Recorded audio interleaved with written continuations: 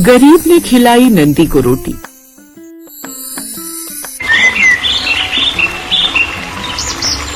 अरे अरे, ये बैल कहाँ चला जा रहा है? भगाओ इस बैल को यहाँ से। चल दूर हट हट चल। मंदिर की सीढ़ियों से उतरते वक्त नंदी नाम का वो बैल सेठ से बड़ी प्यार भरी नजरों से देख रहा था, लेकिन सेठ ने उसे दुत्कार दिया। मंदिर के पास ही खड़े दो लोग ये देख बातें बनाने लगे।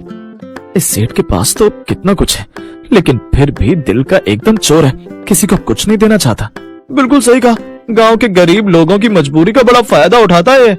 सेठ अपनी गाड़ी में बैठकर चला जाता है। तभी रामदीन अपनी बेटी गुड्डी के साथ मंदिर आता है। रामदीन भगवान शिव का बड़ा भक्त था। जब मंदिर से लौटते वक्त पंडित जी उन्हें प्रसाद के रूप में केले देते हैं। बाबा, आपको पता है मेरा कितना मन कर रहा था केले खाने का। अच्छा, तभी तो मेरी गुड़िया की बात प्रभु ने सुन ली। वो बातें करते हुए लौट ही रहे थे कि तभी नंदी पर गुड्डी की नजर गई। अरे वो देखो बाबा, नंदी।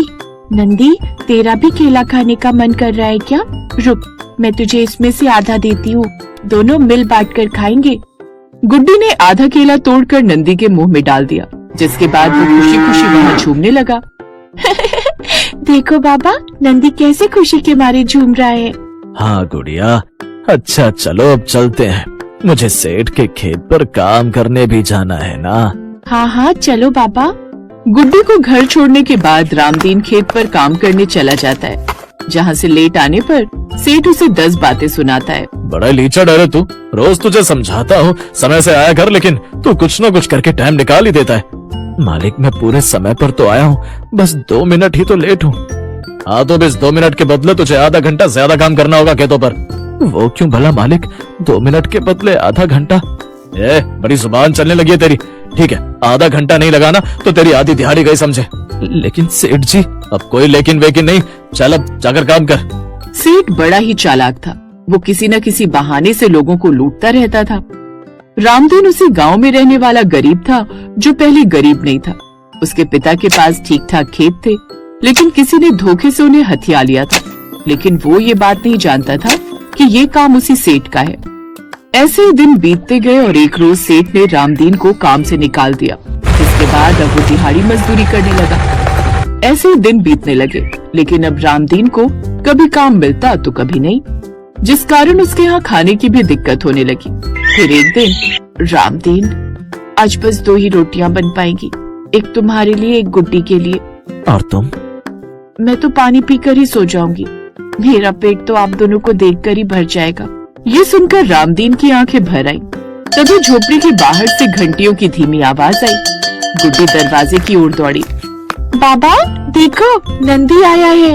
वो सभी घर के बाहर आए तो सचमुच गांव के शिव मंदिर का नंदी बैल ठंड से कांपता हुआ झोपड़ी के बाहर खड़ा था। उसके गले में बंधी घंटी बज रही थी और आंखों में भूख साफ झलक रही थी। लगता है नंदी को भूख लगी है। हाँ, लेकिन आज हमारे पास खुद खाने को पूरा नहीं है। फिर भी हमारे पास भले ही हो ना हो, लेकिन हम अपने दरवाजे से किसी को भूखा नहीं जाने दे सकते। फिर रामदीन ने बिना सोचे आटे की एक लोई उठाई और उसे खिला दी। सीता, ये नंदी है, भोलेनाथ का वाहन। अगर आज इसे खाली हाथ लौटा दिया तो हमारी आत्मा हमें कभी माफ नहीं करेगी। फिर रामदीन ने चूल्हे पर आखिरी रोटी सेकी। रोटी गर्म थी, पर उसका दिल उससे भी ज्यादा गर्म था। श्रद्धा से वो बाहर आया और रोटी नंदी के सामने रख दी। हे नंदी महाराज, हमारी औकात बस इतनी ही है, इसे स्वीकार कर लेना। फिर नंदी ने रोटी खाई और जोर से डकार ली। तभी गांव का अमीर सेठ हरि नारायण वहाँ पहुँचा। अरे रामदीन, खुद भूखे मरकर बैल को रोटी खिला रहे हो? हाँ सेठ जी, भूख सबकी बराबर होती है, चाहे आदमी हो या भगवान का वाहन। तुम गरीबों को भी ना बड़ा भरोसा होता भगवान पर। अगर यही नंदी भगवान का है तो आज मैं देखना चाहता हूँ इसमें कितनी ताकत है। इतना कहकर सेठ ने लाठी से नंदी को डराया। नंदी दर्द से करा उठा। सेठ, अगर इस पर हाथ उठाया तो पाप लगेगा। फिर सेठ हंसता हुआ वहाँ से चला गया और रामदीन ने कांपते हाथों से नंदी को रोटी दी। नंदी ने रोटी नहीं खाई, उसने रोटी को सूंघा, फिर रामदीन की आंखों में देखा। फिर अचानक से आसमान में बिजली कड़की, जिसे सुनकर पूरा गांव हिल उठा। नंदी के शरीर से तेज प्रकाश निकला और अगले ही पल नंदी नहीं था, उसकी जगह खड़ा था एक फटे कपड़ों में भिखारी। रामदीन, क्या तुमने सच में मुझे भूखे रहकर रोटी दी? ये देख रामदीन सन्न रह गया। आप कौन? फिर भिखारी मुस्कुराया और उसी क्षण उसका रूप बदलने लगा और उसकी जगह भगवान शिव प्रकट हुए। रामदीन, आज मैंने तुम्हें 3 रूपों में परखा, नंदी बनकर, भिखारी बनकर और सेठ के अपमान के रूप में, और तुम तीनों ही तपस्या में सही उतरे। प्रभु, हम तो बस इंसान हैं, मैं तो बस मदद कर रहा था। रामदीन, इंसान बनकर रहना ही सबसे कठिन तपस्या है। तभी शिवजी ने एक भयानक सत्य बताया।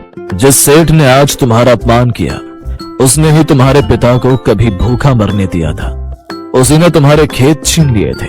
ये सुनकर रामदीन हैरान रह गया। इसका मतलब वही था जिसने हमारे खेत छीन लिए थे? हाँ, और आज सही वक्त है उसे सबक सिखाने का। बड़ा घमंड है ना उसे खुद पर। तभी अचानक जमीन फटने लगी और गांव में बनी सेठ हरिनारायण की हवेली धंसने लगी। ये सब मेरे साथ क्या हो रहा है प्रभु? क्यों, तूने कौन सा किसी के साथ कुछ अच्छा किया है जो तेरे साथ अच्छा होगा? तुझे नहीं पता तू खुद कैसे लोगों के साथ बड़ा बुरा करता था, और आज तुझे तेरे ही कर्मों की सजा मिल रही है। प्रभु, इसे दंड नहीं, सुधरने का अवसर दीजिए। इसके पाप की सजा इसके परिवार को मत दीजिए, ये इनके लिए सही नहीं। ये सुनकर शिवजी मुस्कुराए। सेठ, अब तू इसके सारे खेत इसे वापस करेगा जो तूने धोखे से कमाए थे। हाँ प्रभु, मुझे इससे कोई आपत्ति नहीं, आप जैसा कह रहे हैं वैसा ही होगा। अब महादेव वहाँ से अंतर ध्यान हो गए।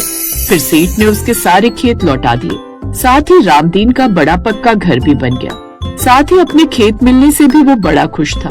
अब उसने अपने खेत पर ही फसल उगाने का काम शुरू कर दिया और उससे अच्छी कमाई करने लगा। भगवान परीक्षा गरीबी से नहीं, व्यवहार से लेते हैं। बदला छोड़कर दया चुनना ही सबसे बड़ा चमत्कार है। जो भूखे को खिलाता है वो भगवान को खिलाता है।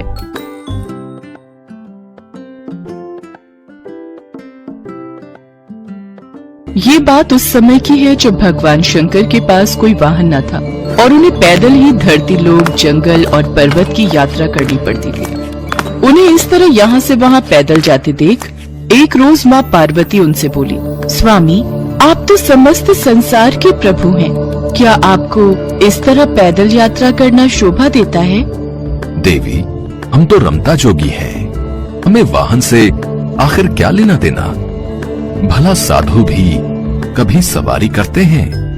अपने भीगे नैनों से शिवजी की तरफ देखते हुए माँ पार्वती ने शिवजी से कहा, स्वामी, जब आप शरीर पर भस्म लगाकर, बालों की जटा बनाकर, नंगे पांव कांटों भरे रास्तों पर चलते हैं, तो ये देख मुझे बहुत पीड़ा होती है। शिवजी ने उन्हें कई बार समझाया, लेकिन वो अपनी जिद पर अड़ी रही। जंगल में रहना भले ही माँ पार्वती को स्वीकार था, लेकिन वो अपने स्वामी यानी कि शिवजी के लिए वाहन चाहती थी। माँ पार्वती की जिद के आगे शिवजी को भी झुकना पड़ा और वो अपनी सवारी रखने के लिए तैयार हो गए। लेकिन उन्हें ये समझ नहीं आ रहा था कि वो आखिर किसे अपना वाहन बनाए। शिवजी ने नारद मुनि से कहकर सभी देवी देवताओं तक उनका बुलावा भेजा। हे इंद्रदेव, महादेव अपने लिए वाहन ढूंढ रहे हैं, इसीलिए उन्होंने सभी देवताओं को अपने यहाँ आमंत्रित किया है। महादेव और वाहन, कहीं ऐसा तो नहीं कि वो मेरा ऐरावत, मेरा हाथी वाहन मुझसे लेना चाहते हैं? नहीं नहीं, मैं अपना वाहन किसी को नहीं दे सकता। इससे तो उचित यही होगा कि मैं उस सभा में जाऊं ही नहीं। यही सोचकर सभी देवतागण अपने अपने महलों में बैठे रहे और कोई भी सभा में शामिल नहीं हुआ। काफी देर तक इंतजार करने के बाद माँ पार्वती उदास हो गई। शिवजी ने देखा कि सभा में किसी के भी सम्मिलित नहीं होने से देवी पार्वती उदास हो गई हैं, तो उन्होंने जंगल की तरफ जोर से एक हुंकार लगाई, जिसे सुनते ही जंगल के सभी जानवर वहां पहुंचे। देवी पार्वती चाहती हैं कि तुम में से कोई एक मेरा वाहन बने। बोलो कौन है जो मेरा वाहन बनना चाहता है? ये बात सुनकर सभी खुशी से झूम उठे। तभी खरगोश आगे बढ़कर बोला, अरे वाह, महादेव का वाहन! भला ऐसा कौन सा पशु या पक्षी होगा जो आपका वाहन नहीं बनना चाहेगा? महादेव, महादेव, मैं बहुत मुलायम हूँ, कृपा करके मुझे अपना वाहन बना लीजिए। खरगोश की बात सुनकर सभी जानवर जोर जोर से हंसने लगे। तभी शेर गरज कर बोला, मूर्ख खरगोश, मेरे रहते हुए तुम्हारी हिम्मत कैसे हुई सामने आकर बोलने की? बेचारा खरगोश चुपचाप एक कोने में बैठकर गाजर खाने लगा। तभी शेर शिव जी से बोला, प्रभु, मैं जंगल का राजा हूँ और शक्ति में मेरा कोई सामना नहीं कर सकता। मुझे अपनी सवारी बना लीजिए। नहीं नहीं महादेव, मेरे अलावा और कोई भी इस काम के लिए ठीक नहीं है प्रभु। मैं गर्मी के मौसम में अपनी सूंड में पानी भरकर आपको नहलाऊंगा। शिव जी, मुझे अपनी सवारी बना लो। मैं साफ सुथरा रहने की कोशिश करूंगा। इतना कहकर सुअर अपना कीचड़ चाटने लगा। उसको ऐसा करते देख हिरण ने नाक सिकोड़ते हुए कहा, छी छी छी, कितनी बदबू आ रही है तुमसे। शिव जी तो केवल मेरी पीठ पर बैठकर ही सवारी करेंगे। इसी तरह सभी जानवरों ने अपना अपना दावा जमाया। इसके बाद शिव जी ने सभी जानवरों को शांत करवाया और कहा, आप सब शांत हो जाइए। आज से कुछ दिन बाद मैं आप सबसे कुछ मांगूंगा। जो मेरे लिए वो ला देगा वही मेरा वाहन होगा। नंदी बैल उन्हीं जानवरों की भीड़ में खड़ा था। उस दिन के बाद से वो छिप छिप कर शिव जी और माँ पार्वती की बातें सुनने लगा। घंटों भूख प्यास की परवाह किए बिना वो वहीं छुप कर उनकी बातें सुनता रहता। स्वामी, आप ऐसा क्या मांगने वाले हैं उन जानवरों से? हमें भी तो पता चले। हमारी मांग बहुत ही छोटी सी है देवी। हमें अपने लिए सूखी लकड़ियाँ चाहिए। उनकी ये बात नंदी सुन लेता है। वो जल्दी से जाकर पहले ही सारा इंतजाम कर लेता है, क्योंकि कुछ ही दिनों में बरसात का मौसम शुरू होने वाला था। कुछ दिनों के बाद शिव जी ने फिर सभा बुलाई। उस वक्त बहुत तेज बारिश हुई थी, जिसकी वजह से सारा जंगल पानी से भर गया था। साथ ही सारे पेड़ लकड़ियां भी भीग चुकी थी। ऐसे में शिव जी ने सबसे कहा, जो भी पशु मेरे लिए सूखी लकड़ियाँ लेकर आएगा वही मेरा वाहन होगा। शिव जी की बात सुनकर सभी जानवर हैरान रह गए। आखिर ये कैसी मांग कर डाली महादेव ने? भला बरसात के मौसम में हम सूखी लकड़ियाँ कहाँ से लाएंगे? सारा जंगल तो बरसात से भीग चुका है। भगवान शिव की ये बात सुनकर सब एक दूसरे का मुंह ताकने लगे। तभी नंदी बैल भागते हुए गया और सूखी लकड़ियों का ढेर उठा लाया। ये देख भगवान शिव बहुत खुश हुए। मैं जानता हूँ नंदी, तुमने हमारी बातें छुपकर सुन ली थी।